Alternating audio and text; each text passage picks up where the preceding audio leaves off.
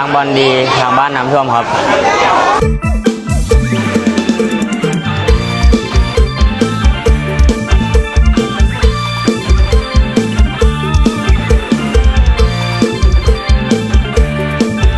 แต่นอกสนามคุณผู้ชมคะด้านหลังนะคะก็เป็นน้องๆจากโรงเรียนอบจชัยนาทนะคะเป็นทีมฟุตบอลที่ชนะแชมป์กีฬา 7HD ค่ะแต่ว่าร้อยเข้ามาตายก่อน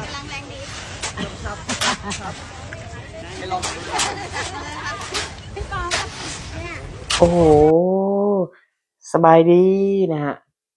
ตอนนี้นะครับทางบอลดีทางบ้านน้ำท่วมนะฮะไม่พูดถึงไม่ได้นะฮะกับพายัคฆ์ศรีพนมนะครับก็คือแชมป์กีฬาฮะ7สีนะครับตอนนี้น้ำท่วมนะฮะที่อบจจังหวัดชัยนาทนะครับเพิ่นก็โอ้โหมีการช่วยเหลือนะครับอย่างเช่นทีมโรงเรียนอบจชัยนาทครับอันนี้นะครับ คือความมีน้ำใจของนักกีฬานะครับถือว่าโอ้โหถือว่าดีนะฮะเพราะว่าหยังรู้บ่เพราะว่าหนึ่งเลยนะฮะน้องเพิ่นนะครับ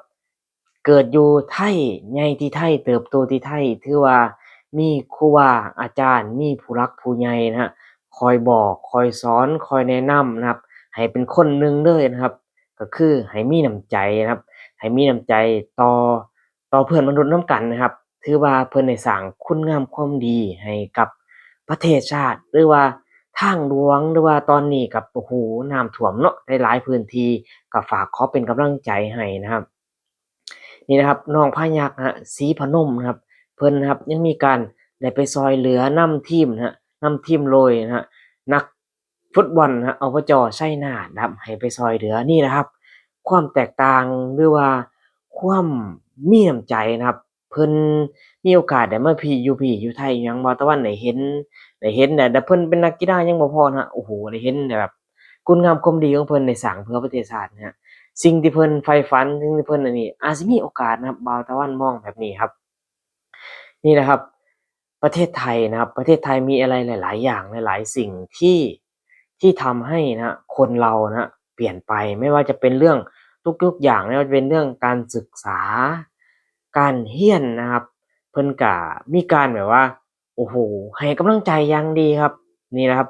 สิ่งที่แบบว่าเรียนอยู่ไทยได้หยังแหน่ครับบ่าวตะวันก็มีโอกาสอยากให้ลูกนะครับเติบโตอยู่ทางนี้อยู่ทางไทยแล้วก็ได้เรียนถึงวัฒนธรรมไทยนะครับก็นี่แหละครับขอขอบใจนะครับสิ่งที่ผู้หลักผู้ใหญ่ครูบาอาจารย์เพิ่นเคยบอกเคยสอนไว้นะครับหล่อหลอมให้ พายัคฆ์ศรีพนมหรือว่าบิ๊กนะครับให้กลายเป็นคนดีคนมีน้ำใจนะครับเขาเอิ้นว่าครูนะครับหนึ่งแบบอย่างที่ดีดีกว่าร้อยคำสอนนะครับสอนดีก็ได้ดีนะสอนบ่ดีก็บ่ดีนะครับนี่แหละครับสิ่งแตกต่างนะครับก่อนที่เพิ่นสิไปแห่ถ้วยรางวัลนะครับเพิ่นก็มีการได้ไปตักทรายนะครับใส่กระสอบเพื่อป้องกันน้ำท่วม ตอนนี้ก็คือรู้ๆกันเนาะน้ำท่วมหลายจุดหลายพื้นที่แรงครับบ่าวตะวันก็เป็นกำลังใจช่วยให้เด้อขอให้น้องนะครับสู้ต่อไปนะครับอันไหนที่เราพอช่วยเพิ่นได้เราก็ช่วยอันไหนที่พอเฮ็ดได้เพื่อบ้านเพื่อเมืองเพื่อประเทศชาติของเพิ่นก็ช่วยเพิ่นได้เพราะว่าเรามาอยู่พื้นที่เพิ่นพื้นดินเพิ่นเราต้องอยู่บ้านเพิ่นนะครับอย่านิ่งดูดายนะครับทำนั่นทำนี่มีหยังให้เฮ็ดเราก็เฮ็ด เพราะว่าอิหยังเพราะว่าอนาคตของพายัคฆ์นะครับพายัคฆ์นี่ก็คือบิ๊กเนาะอนาคตของเพิ่นนี่อยากได้สัญชาติไทยตามที่ว่าตะวันได้เห็นเพิ่นเฮ็ดแบบนี้ก็อันนี้ก็เพียงเป็นแค่จุดเริ่มต้นเนาะอยากให้น้องเพิ่นแบบสม่ำเสมอเฮ็ดต่อๆไปนะครับเฮ็ดสร้างคุณงามความดีต่อๆไปถ้าอนาคตเราสิเฮ็ดหยังมันก็ง่ายไปเบิดนะครับบ่ว่าสิเป็นเรื่องการขอสัญชาติ แต่ว่าเป่าตะวันมองถ้าว่ามีโอกาสหรือบ่มีอาจสิโอกาสแค่0.01%เฮาก็แค่ก็ถือว่ามีโอกาสมันอาจสิเป็นไปได้ในอนาคตเพราะว่าตอนนี้บ่าวพายัคฆ์ศรีพนมก็ถือว่าติดทีมชาติของ U23 ของประเทศลาวนะครับที่กีฬาซีเกมส์สิเกิดขึ้นที่ว่าประเทศไทยเป็นเจ้าภาพปี69นะครับ ก็ขอเชียร์นะครับขอเป็นกำลังใจให้น้องทำคุณงานความดี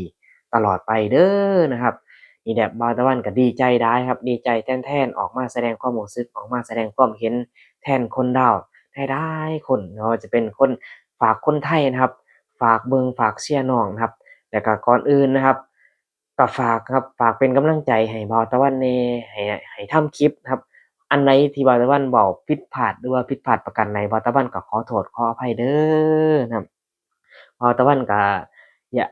อยากเป็นกำลังใจให้นะครับอยากทำคลิปทำแนงออกมานี่ก็ฝากพี่น้องเป็น